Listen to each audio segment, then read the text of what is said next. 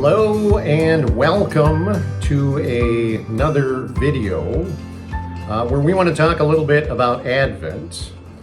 We had done a video not too long ago about spiritual opportunities that were happening throughout Advent, even prior to Advent, which included our Thanksgiving Eve worship and pie social.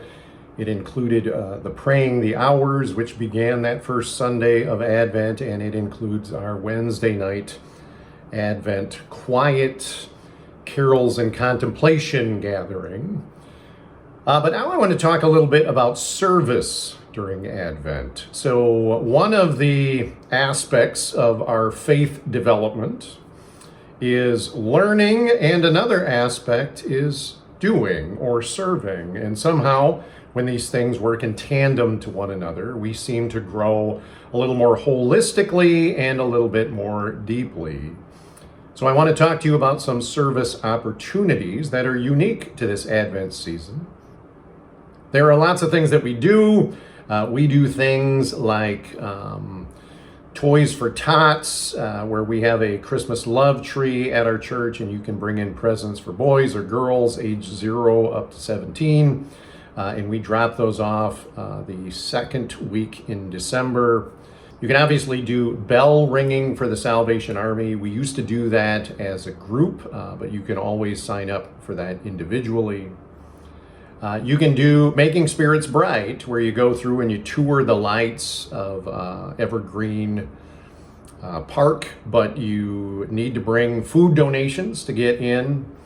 And obviously those go towards the Sheboygan County Food Bank, and that's a worthwhile cause to donate to. I believe the Making Spirits Bright campaign is their #1 food raising effort of the year. So by all means, feel free to participate in that. But the thing I want to plug most explicitly in this video is the Sheboygan County Warming Center.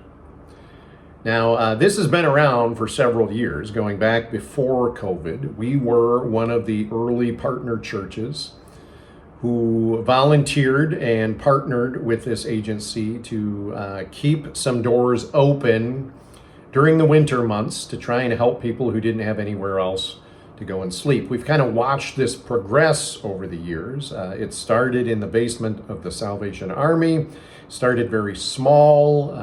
The first year, I think it was only open for maybe December and January, or maybe just January and February. And it has slowly gotten bigger and longer and a little more efficient.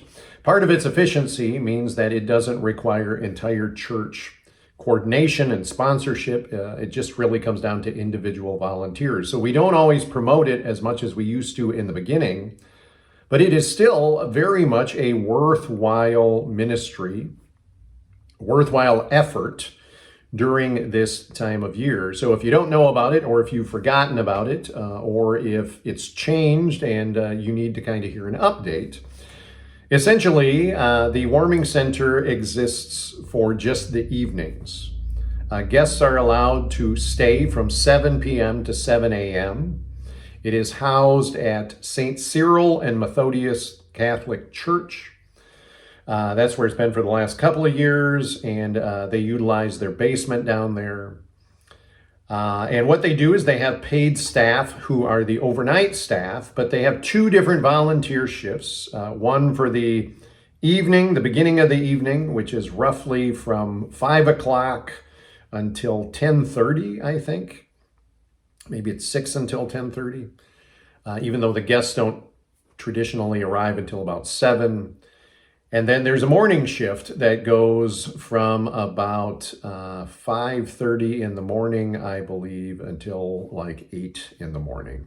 Don't quote me on any of those times. I'll give you the reference to the website so that you can get specific instructions.